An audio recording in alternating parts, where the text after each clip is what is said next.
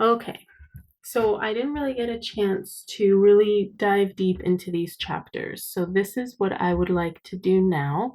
I'm just going to record the first four chapters and see how this does. So in chapter one, I did sort of like an overview of it. I just hit some major points, but I'd like to go through some of it in more detail right now. So let's see. We went through definitions, obstetrics, pediatrics, nurse midwife, and maternity nursing. So, family centered care, again, we kind of went through that, but focusing on the family as a unit, parents of children, spouses of pregnant, laboring women, etc. And then changes throughout the history of uh, childbirth. So, moving from the home setting to the hospital setting. And then there's been a lot of changes within that. We do a lot more co sleeping, where not so much in the same bed, but the baby stays with mom at all times whenever possible, if mom is okay. We don't whisk the babies away into a nursery, we don't put them in drawers like we used to.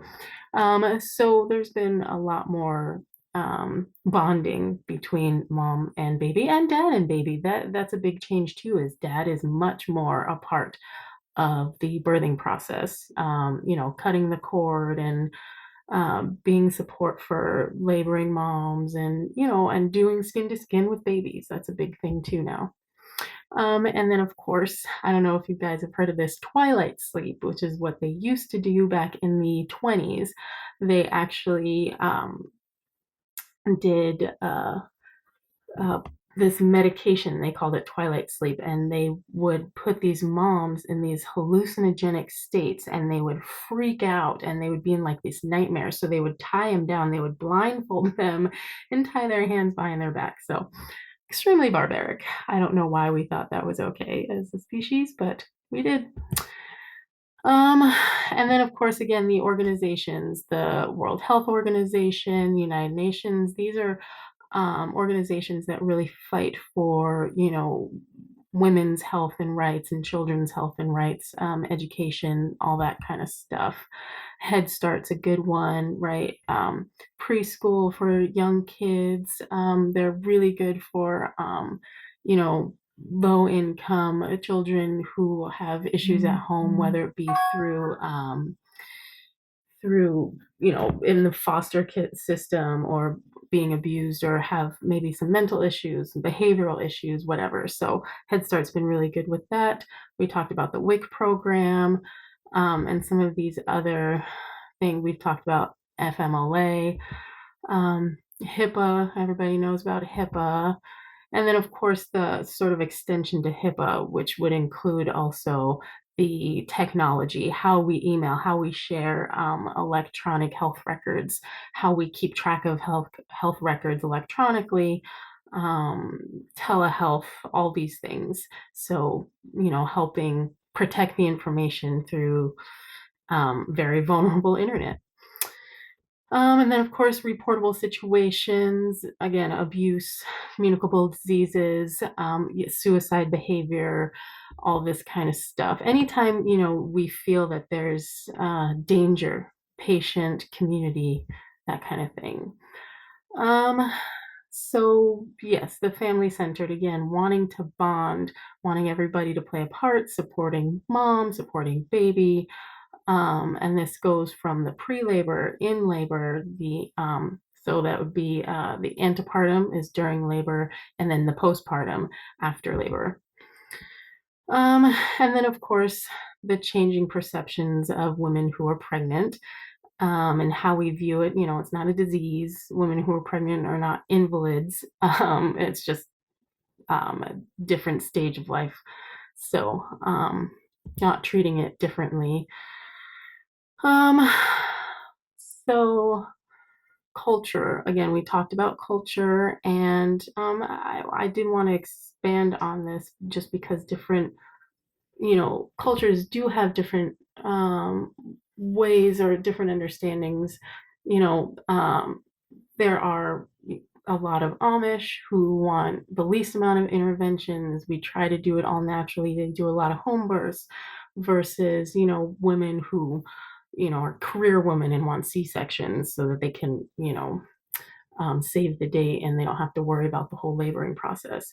So, but then, of course, we want to talk about different cultures, language barriers, education barriers, all kinds of stuff like that. So, just keeping a lot of this stuff in mind.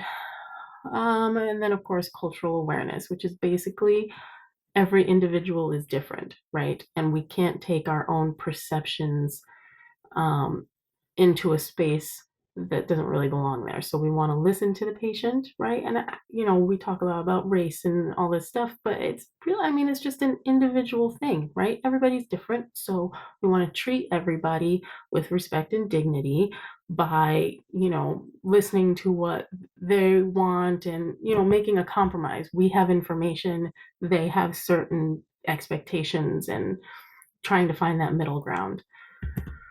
Um, so always asking what the mom wants. They have these things called birth plans, and they don't always work out, but it does allow the mom to sort of give her opinion about how she wants things done. Does she want dad in the room? Does she not want dad in the room? Is she not married? Is she, same, so whatever the situation is, you just want to how she wants things done. Um, and you talk to them about, hey, this is not really feasible, but we can try our best, or that kind of thing, making them as comfortable as possible.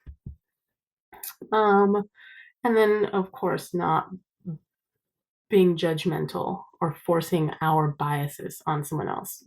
Really make it about the information and objectively, hey, we can't do that, or whatever the situation is. Let's see. And then, of course, we talked a little bit about the healthcare delivery system. And in this country, our healthcare sucks. I think we can all agree on that. As nurses, we don't really deal with insurance unless you're in that world. Some nurses do. There are nurses who do the back end, the paperwork, dealing with insurance, that kind of stuff. If you work, a lot of MAs and LPNs who work in clinics have to really work on getting, medications cleared and stuff like that. And it's a lot of work, and it's a pain in the butt, and we shouldn't have to, but that's, our system. So, and then, there's always the utilization reviews, and, these are all quality controls, and these are all the people, the nurses in the background who do the paperwork and stuff. And then, of course, the coordination of care. We want to make sure that patients are being followed up with, we're making sure that their treatment is reasonable in terms of, insurance and cost, and transportation is a big one. So, and then, of course, the health promotion, preventing illness, being preventative care. That's the big thing, right? Preventative care. If we can, maintain your health, that's very cost effective, and then they don't have to pay to go to the ER. So just being able to give care that either stops conditions from getting worse, or prevents illness, or helps people get the care in a timely manner so that they don't end up getting worse and worse and then needing more care.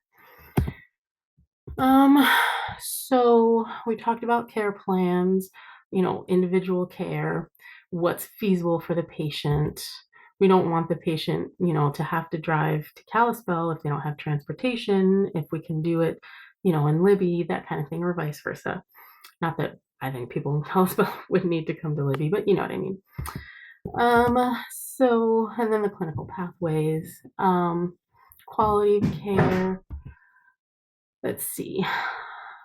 Evidence-based practice, that's a huge one, of course, because we're nurses, and we as nurses do research. One of the nice things, I think, one of the things I love about being a nurse is that we do learn how to really look at data objectively and really look at it and say, can we use this data in a general sense? Is this data really only apply to certain patients? And we learn, certain articles are not, they're not really accurate because, maybe there's some sort of issue with their data collection. And as nurses, if you continue on, I don't know what you do as LPNs, as RA in BSN programs, MSN programs, you take classes where you do research, where you learn, the research pyramid and what, like peer-to-peer research is at the top of the pyramid kind of thing, whereas, anecdotal, one doctor's opinion is at the bottom. So, just really looking at articles and really using that objective mind to sift through data. Documentation, if it's not documented, it didn't happen. Cover your butt. And keep it as objective and medical as possible. What did you write? What you observed, not what you think, what you observed. As far as situation background assessment recommendation, so this is all, like we said, the Healthy People 2020, trying to make, you know, care safer and better for patients. And then, of course, the future of healthcare. Of course, money is a big one because where we live. Quality of care is a big one. All these things to think about. Global health nursing because, the world is, whatever they say, the world is shrinking. So, if you want to be a travel nurse, all that kind of stuff. Just really reaching out to various care teams and sort of closing the gap so that if you need a patient who needs to go to a subspecialty, they make it to that appointment. Those medical records are shared. All the doctors are on board. All the medications are, none of the medications are affecting each other, that kind of thing. So the broader picture. And then this trauma-informed care. So, again, just everything we've been talking about, right? We don't know what's best for the patient. We have information that we use to help the patient figure out how they can get their treatment. And we can also talk patients through the treatment, why that treatment's important, education, right?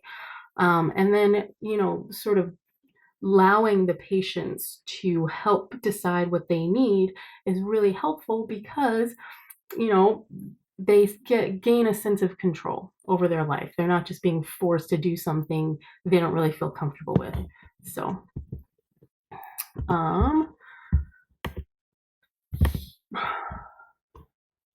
community-based nursing, so the public health thing. And then, this overall preventative care for women, for children.